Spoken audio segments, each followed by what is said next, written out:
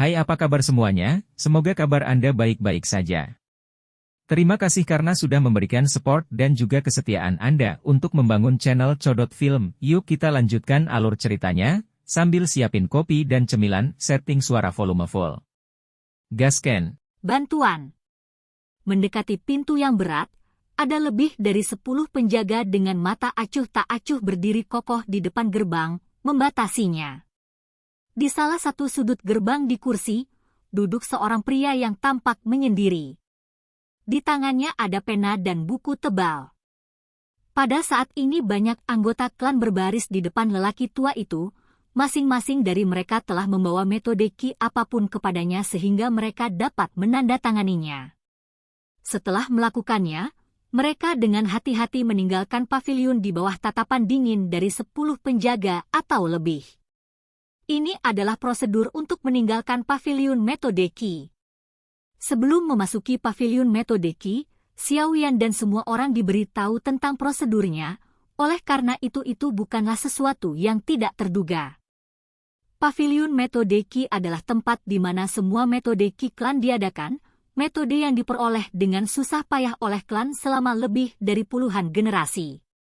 Metode ki ini adalah dasar dari klan Xiao, sehingga klan memiliki tindakan yang sangat melindungi metode tersebut. Klan memiliki gulungan metode ki yang terbuat dari jenis bambu khusus.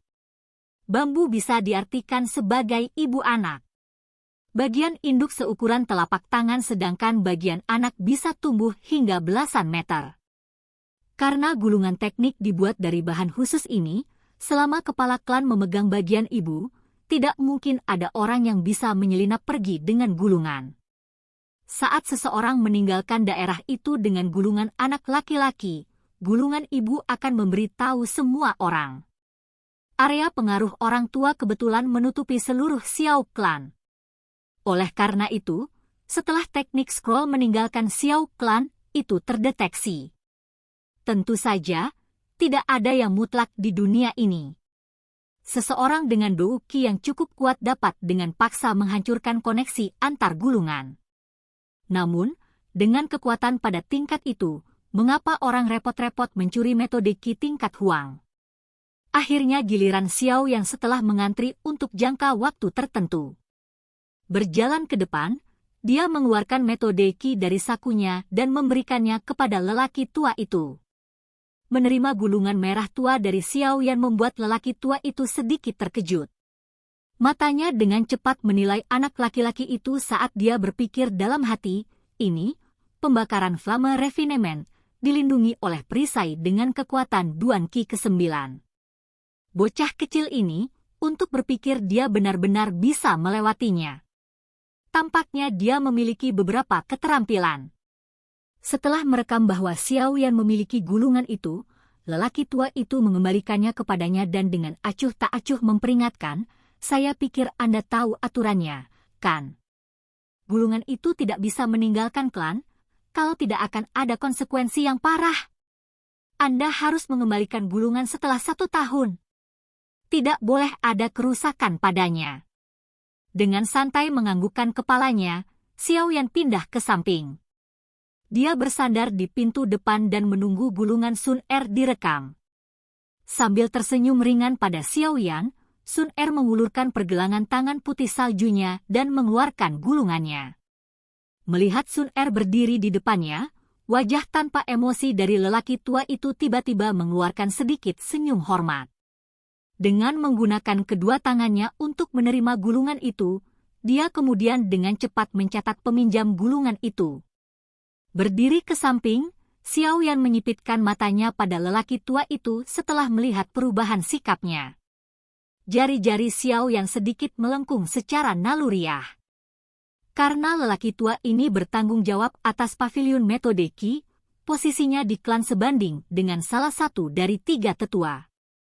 Xiao yang telah mendengar bahwa nama panggilan lelaki tua ini di klan, Xiao Han berhati dingin. Orang tua ini, bahkan jika itu untuk ayahnya sendiri, akan tetap berbicara dengan cara yang asing.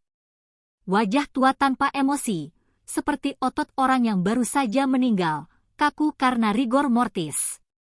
Orang tua berwajah dingin ini, yang bahkan tidak menghormati sesepuh klan, bertindak sangat hormat di hadapan Sun Er.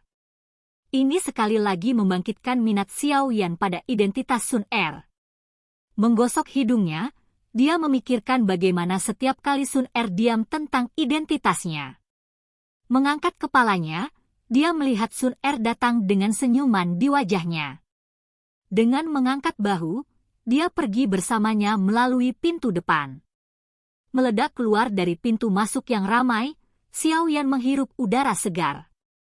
Suasana di dalam paviliun metode Qi terlalu menekan untuk bernafas dengan normal. Ada apa, Yan Er? Tawa rendah menyambut Xiao Yan saat sosok mulai terlihat. Melihat melalui pintu paviliun metode Qi, sosok itu bertanya sambil tersenyum. Memiringkan kepalanya untuk tersenyum pada ayahnya, Xiao Yan mengangguk kembali dengan senyumnya sendiri. Sebuah gulungan merah keluar dari dalam lengan bajunya, aku mengerti. Melihat gulungan merah itu, Xiao Shan menghirup udara dengan tajam, untung kamu bisa mendapatkannya. Dia berkata dengan suara rendah. Melihat ekspresi ayahnya, Xiao Yan tidak bisa menahan tawa penuh kebanggaan di sampingnya. Mengulurkan lengannya untuk menepuk bahu Xiao Yan, Xiao Shan tersenyum, sekarang kamu memiliki metode Qi, setelah kamu menjadi Douze, maka kamu akan dapat berlatih Do Qi secara nyata. Xiao Yan mengangguk dengan patuh saat dia mengembalikan gulungan merah ke lengan bajunya. Dia tidak bisa menahan diri untuk berpikir pelan, saya tidak tahu apa yang spesial dari metode Qi itu. Metode Qi yang dapat berevolusi, apakah itu mungkin? Ini bahkan lebih aneh dari metode Qi tingkat Tian, mencoba mengingat kata-kata aneh namun arogan dari Yao Lao. Xiao Yan menggelengkan kepalanya sambil tertawa getir. Dia baru saja menemukan salah satu metode Qi terbaik dalam hidupnya, metode Qi Xuan tingkat tinggi Sun Er, manipulasi api. Sejujurnya, dia memiliki pergumulan internal ketika dia menolaknya. Bagaimanapun, metode Qi kaliber itu tidak hanya mahal tetapi sangat langka. Memijat keningnya dengan telapak tangan terbuka, dia mulai menyesali telah menolak kebaikan Sun Er tapi perbuatannya sudah dilakukan, sudah terlambat. Xiao Yan tidak punya wajah untuk meminta Sun Er lagi untuk itu, jadi dia tidak punya pilihan selain berdoa agar Yao Lao tidak bermain-main dengannya.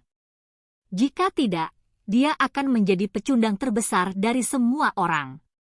HMPH, ini hanya Hai Xuan, tidak ada yang istimewa tentang itu. Meskipun dia tidak normal, koleksi metode Qi-nya tidak mungkin bisa dibandingkan dengan milikku. Tepat ketika Xiao Yan sedang berdoa agar Yao Lao tidak menipu, Yao Lao sedikit terhibur dan mulai berbicara.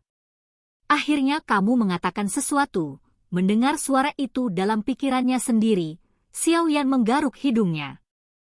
Mulutnya bergerak ke atas menjadi senyuman yang menyenangkan saat dia berbicara.